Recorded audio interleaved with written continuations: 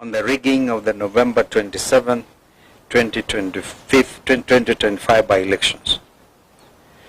We want to thank all our united opposition teammates and supporters across the country who have shown up in big numbers for peaceful campaigns in these forthcoming November 27, 25 by-elections. Kenyans are clearly hungry for change, and they see these by-elections as a chance to register their feelings about the current regime. That dissatisfaction is real, and the regime knows it. That is why they are trying every trick to frustrate the people's will ahead of tomorrow's vote. But Kenyans are alert, and they are ready. From the mountain to the lake, from the ocean to Kisii, the message is the same, #Guantam. During these campaigns, we have sadly witnessed a series of desperate and well-coordinated attempts to subvert the will of the people. Number one, the heavy and intimidating deployment of police officers, many of them in plain clothes, accompanied by brutal attacks on opposition leaders and supporters. The intention is clear: to scare voters away from coming out in numbers they intend to tomorrow. We have seen this in Narok Town, in Malava, and in Mbeere North.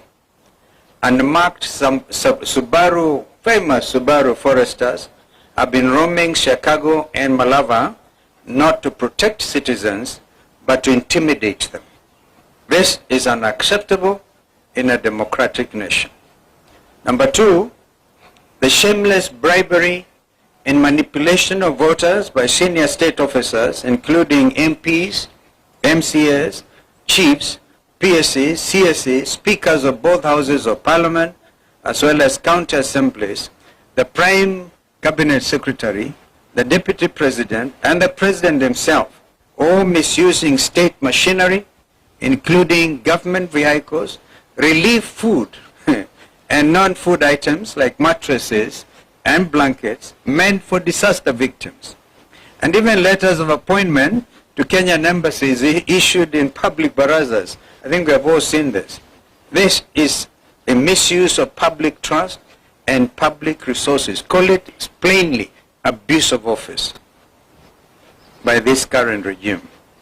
Number three, we have credible information that the serialization of 820 printed ballots, that's very important, 820,000 printed ballots was not done correctly and not properly inspected. This has created a dangerous loophole for ballot stuffing through extra or unaccounted for ballots.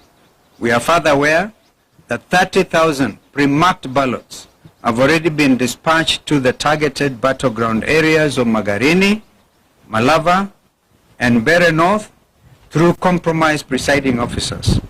This strikes at the heart of electoral integrity.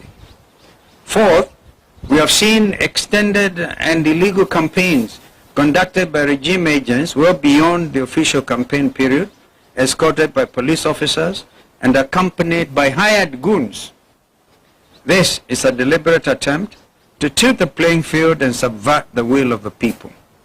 Number five, violence is being prepared and deployed as a tool to cripple these by-elections.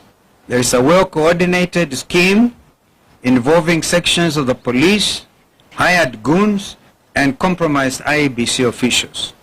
In Malava, for example, hired goons reportedly under the command of Lugari MP Nabi Nabwera are expected to spark violence using pangas and rungus and other crude weapons.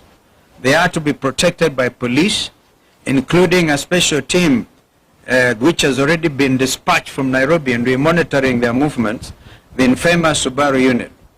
Once voting is disrupted, compromised IBC ballots,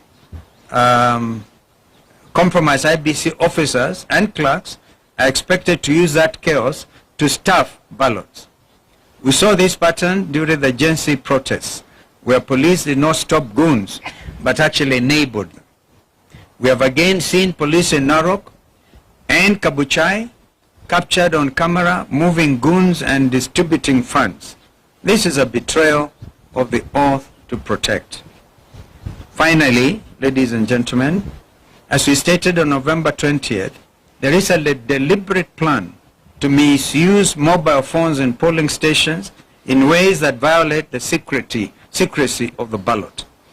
The response from IBC has been weak and insufficient, with the junior officer Magarini giving a half-hearted explanation to an issue that demands the full attention of the chairperson and indeed the entire commission. Their silence deepens our concern about the integrity of this institution at this critical moment. The IBC, by failing to address the genuine concerns raised by the opposition and the media, and by neglecting to put in place the necessary remedial measures, continues to cast a long shadow over its own independence. This new commission now stands accused, not by us alone, but by its actions of presiding over a process whose credibility grows more questionable by the day. A democratic, free and fair election cannot be built on silence, on evasion or selective action. It must be anchored on justice. We therefore demand that the IBC rises to the moment and A, confronts and overcomes the challenges facing this by-election. This is the first true test of the new commission. They must either overcome these challenges or be overcome by them, squandering the little trust Kenyans still hold. The commission must assure all Kenyans that it is not entangled with broad-based masters. B, to our supporters across the country, come out in large numbers and vote for all united opposition candidates. Remain peaceful, but also remain vigilant. Document every irregularity and promptly report every form of electoral malpractice witnessed in your constituencies or in your wards. To our agents, you have been prepared for this day. Confirm that all ballot boxes are empty before voting begins. And check even any possibility of open windows where things could have been brought in and sneaked in. Do not abandon your stations until polling is fully concluded. Report every incident, from attempted inducements to photo taking inside booths to any form of voter harassment by police in uniform or in plain clothes. To the media, election observers and civil society organizations, please maintain maximum vigilance at all polling stations. Shine the light where others attempt to hide the truth. Expose every malpractice. This is what is expected of us as citizens of this country, that we have to dig in for democracy. E, the desperation of this regime is obvious to all. They are hanging by a thread. The writing is on the wall. The die is indeed cast. No amount of public money, no deployment of police bullets or tear gas, and no intimidation of opposition leaders and supporters will succeed in silencing the will of the people. And to the broad-based operators clinging to their last straws, let it be known the people have already spoken. At this defining moment, we urge Kenyans to stand firm, stand peaceful, and stand together. Let us prove once again that no force, however desperate, can overcome a united and a determined people. The will of Kenyans is sacred. It cannot be bought, it cannot be bullied, or indeed it can never be broken. Tomorrow, let us vote with courage, guide the vote with vigilance, and move forward with faith, knowing that the truth may be delayed, but it cannot surely be denied. May God bless Kenya and all of us. My colleagues may want to add, but to do that aspect I talked about, the 820,000 ballots already printed. They were printed out in Greece.